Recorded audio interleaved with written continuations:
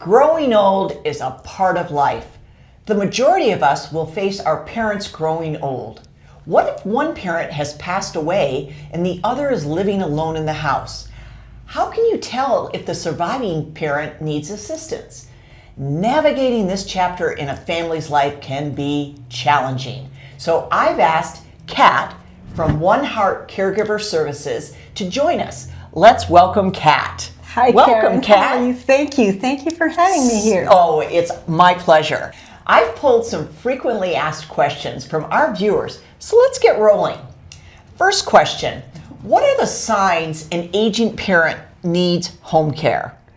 Well, there are quite a few signs to look out for. One is the physical sign. When you enter your parents' home and you know that you see a lot of garbage piled up and a lot of mail coming in that's not opened, a kind of stinky smell because of an unclean environment.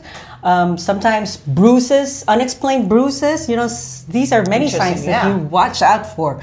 On their cars, scratches or dents that are unexplained. Don't look at my car, because then maybe that means I'm getting old. Oh boy.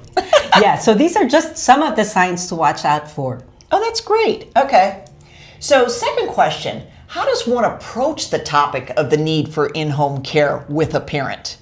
Well, what we encounter mostly is that everybody is in denial, somehow, in denial. So when people don't like to address the need, really, you try and ask them, okay, is there something that you used to do that you're kind of finding difficult to do already? Maybe you need some help. Not a lot of help, not normally always a lot of help, but just a little help here and there. So that's how we start asking. Yeah, I could see why people would be in denial, because I don't think anybody wants to admit they're getting old, right? Okay, then we aren't. No. Okay. Next question.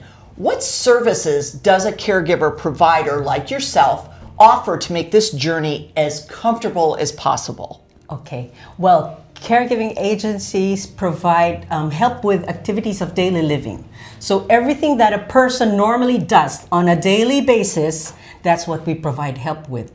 Little things such as toileting, ambulation, meal preparation, light housekeeping, and all that. These are little things that we start with.